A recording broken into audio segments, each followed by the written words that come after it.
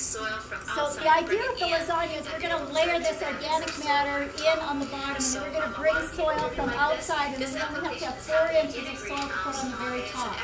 Okay, so we're not looking at having to fill that whole area with soil. We used to be able to say that when the earth is making organic matter and you have all of the compost and it takes this many, how many of you have made compost before? How many people have involved? And you have this much organic matter, and what happens to it when you make compost? It shrinks and it comes down to this much. So it takes, and then if it, in the earth, she will continue to shrink on down. So it takes 10,000 pounds of compost to make 40 pounds of humus. Okay, so humus is at the very end of that decomposition, when you can no longer, compost is like when you can no longer recognize what it was originally, but when it comes down where it's really what the scientists call it is humic acid, that very end product at the end, that is the humic acid, and that's stabilized. It doesn't change, and they can actually, if you took a molecule of of compost, it's always changing. There isn't, you can't look at a molecule of compost. It's always changing because it's in decomposition, shrinking on down. But when it's in a humic acid, it's a molecule that they can actually look at. So it's like what makes soil nice and black and rich that everybody wants. It makes the soil nice and soft and makes it what we call the soil structure. So that when you stick, I call it the shovel test. You know, if you have to stand on the shovel, if you have to jump on the shovel more than 10 times to get it to go in the ground, okay? So we call that, when it gets really nice and soft and fluffy, it's humus that is able to do that. Humic acid is what ties, you have what's called soil texture. And soil texture, soils are made up of 3 parts. Does anybody know what for soil texture, there's 3 parts? If I say the first one, sand, we have sand, silt, and what's the last one? Clay. So sand, silt, and clay is what makes up a soil texture. And everybody's soil texture is individual. And what binds sand, silt, and clay together that gives it a nice, what we call a soil structure then, is humus. So humus is what binds them together. The black cinder sands are better. We use a black cinder sand a lot. We make all our potting soil black cinder sand. So we are using these again. It's really just these and layer them right on top of the cardboard. You can put layers of newspaper, you can use newspaper, you have newspaper, you can use newspaper, this is cardboard. Now, I go to Flagstaff to get my leaves. Everybody in the city is crazy, but they're all raking them out and they're going to throw them out. So I find out when the truck's going to come pick them up, and I race in front of the truck and we gather all the leaves, and they've got them all sitting out on the end of the curb. That's a good question. It's because all of this is a layering. You're layering organic matter. It's just like a lasagna. You're putting a layer of this and a layer of that. My nieces and nephews, they tease me, they watch me doing this, and they say, oh, watch out, Kim's making lasagna for dinner again tonight. There's talk, some people say in the Southwest you ought to call it layered enchilada. That's what the lasagna stuff. So this is just water now. We're just watering down the leaves. Now we're bringing in some manure. And so we put a layer of manure on top. Now those leaves get to the very top, and when the manure goes on, even it starts just pushing it down a little bit. We're going to place it on top of the leaves. Our biggest garden, we're looking at about 1/3 of it. And this was the area I've worked with this method with lasagna gardening in heavy clays, in very, very heavy clays. No matter what method you use, if it's a heavy clay, it takes more time to be able to turn it over and bring it healthier than if you have sandy soil. But humus and microbiology will fix whatever type of soil you have. If you focus on the humus and the microbiology of the soil, that will heal it whether you have a heavy clay or a sandy soil, whichever way, or if you have a silty soil, whichever texture you have, you can work with humus and microbiology and bring it back.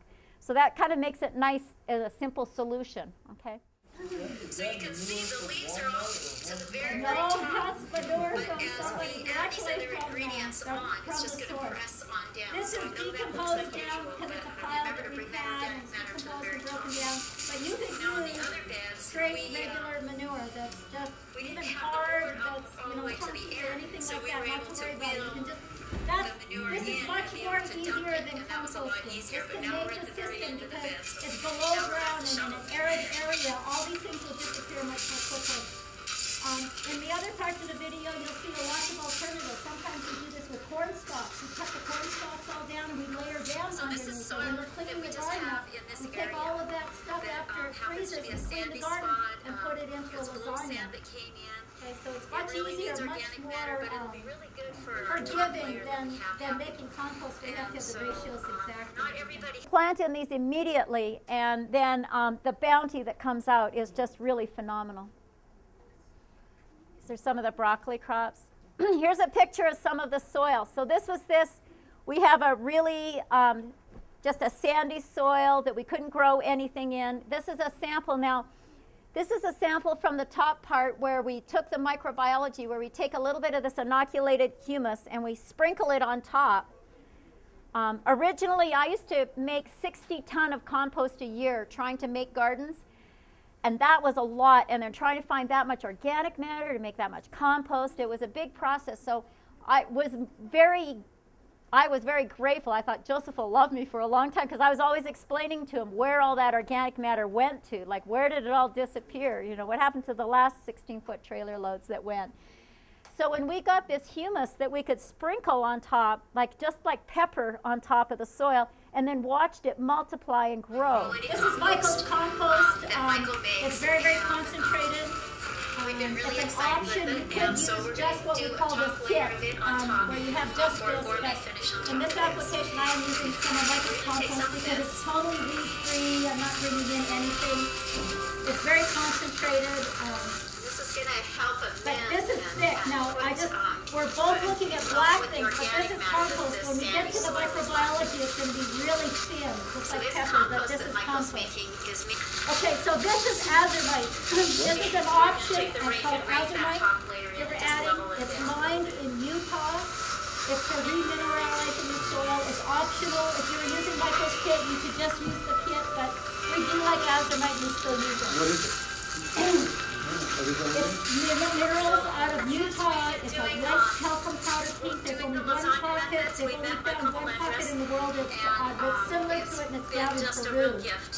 And so from the oyster, it's remineralizing. It's got nutrients. No microbiology, no humic acid, it's nutrients. Now this is the earth magic. So now we're sprinkling. So this is the earth magic. It's the inoculated humus, and it's just a sprinkle. It's fairy dust. And you can see that this is like and we're sprinkling it on top, and that's all it takes. And in the greenhouse, we watched this multiply and grow. Within a year, full time in the greenhouse, we had 1 inch of black, where it was solid black in 1 year. Yeah, from this, just sprinkling it on top. Now this is first month. This is 4 weeks after a fresh lasagna, and we're already harvesting greens. In 4 weeks. Okay? This is the second month, okay? It was phenomenal. So these are our greens that we did, and this is the lettuce that we end up cutting. This is spinach in the second. My brother comes at Christmas time. That spinach leaf that was that big was 2 months after from seed. That was 2 months after. Nobody's going to ask me, how's that my brother? That's the leaves. Can you see that lush? Can you see that big vibrant? That's what the microbiology does. That's what makes them. People, they always come back to me and they go, I cannot believe the size of the leaves. Everything grows really big. And when you have fruit production, okay, this is the 4th month. We keep cutting, and we just keep cutting it, and we keep producing, and it just grows, and we don't replant it. It just keeps growing, and we cut it down, and it grows again. How many people are you feeding with this garden? I eat a lot. We fed a lot of groups that we did a lot of talks. I usually bring food to my classes. When I do lectures, I bring food. This is in the summer. This is the first. Whoa. And this would be like 4 months after that. We start getting into summer crops. Here we have This is the same sample now. 1 year later, or 1 year, 1 month after we did that sprinkle that you just saw me do. That's the black that multiplied and grew in that area. In the greenhouse. In the greenhouse area.